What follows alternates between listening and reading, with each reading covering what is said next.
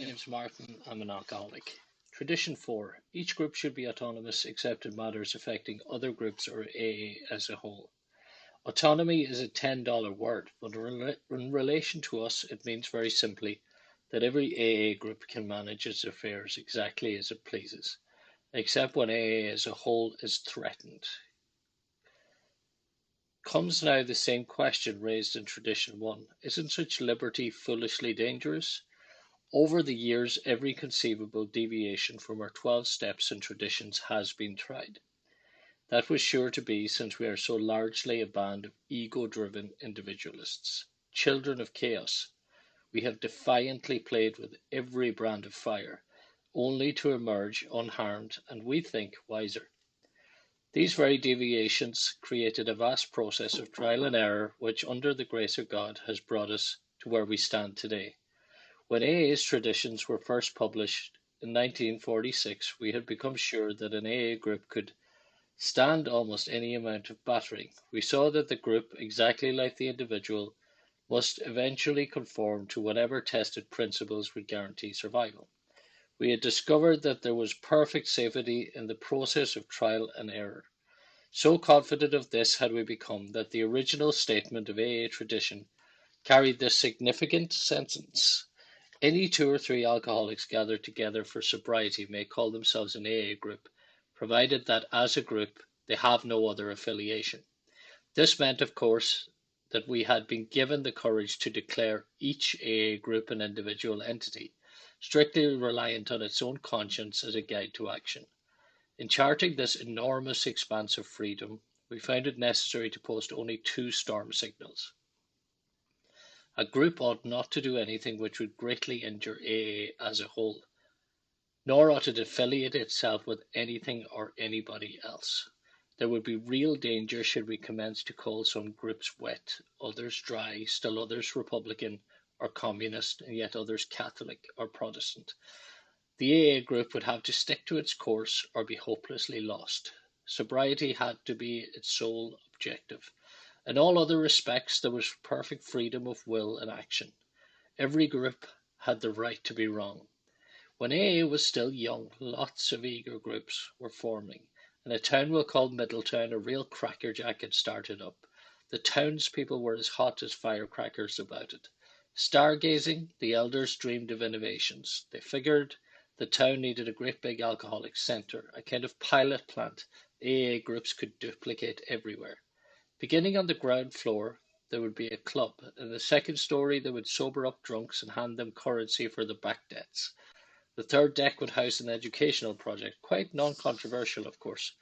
In imagination, the Gleaming Centre was to go up several stories more, but three would do for a start. This would all take a lot of money, other people's money.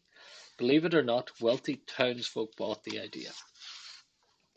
There were, though, a few conservative dissenters among the alcoholics. They wrote the foundation, AA's headquarters in New York, wanting to know about this sort of streamlining. They understood that the elders, just to nail things down good, were about to apply to the foundation for a charter. These few were disturbed and sceptical. Of course, there was a promoter in the deal, a super promoter. By his eloquence he allayed all fears, despite advice from the foundation that it could issue no charter, and that ventures which mixed an AA group with medication and education had come to sticky ends elsewhere. To make things safer, the promoter organized three corporations and became president of them all.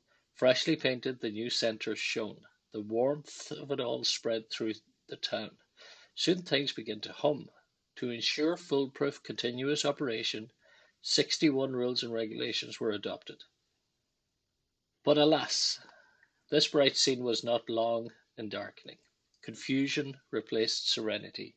It was found that some drunks yearned for education, but doubted if they were alcoholics. The personality defects of others could be cured maybe with a loan. Some were club-minded, but it was just a question of taking care of the lonely heart. Sometimes the swarming applicants would go for all three floors. Some would start at the top and come through to the bottom, becoming club members. Others started in the club, pitched a binge, were hospitalized, and graduated to education on the third floor. It was a beehive of activity, all right. But unlike a beehive, it was confusion compounded. An AA group as such simply couldn't handle this sort of project. All too late, that was discovered. Then came the inevitable explosion. Something like that the day the boiler burst in Wombly's clapboard factory. A chill choke damp of fear and frustration fell over the group. When that lifted, a wonderful thing had happened. The head promoter wrote the foundation office. He said he wished he'd paid some attention to AA experience. Then he did something else that was to become an AA classic. It all went on a little card about golf score size. The cover read, Middleton Group Number 1, Rule 62. Once the card was unfolded, a single pungent sentence leaped to the eye. Don't take yourself too damn seriously. Thus, it was that under Tradition 4, an AA group had exercised its right to be wrong. Moreover, it had performed a great service for Alcoholics Anonymous because it had been humbly willing to apply the lessons it learned. It had picked itself up with a laugh and gone on to better things. Even the chief architect, standing in the ruins of his dream, could laugh at himself. And that is the very acme of humility. And that was Tradition 4. Thank you very much. Bye bye.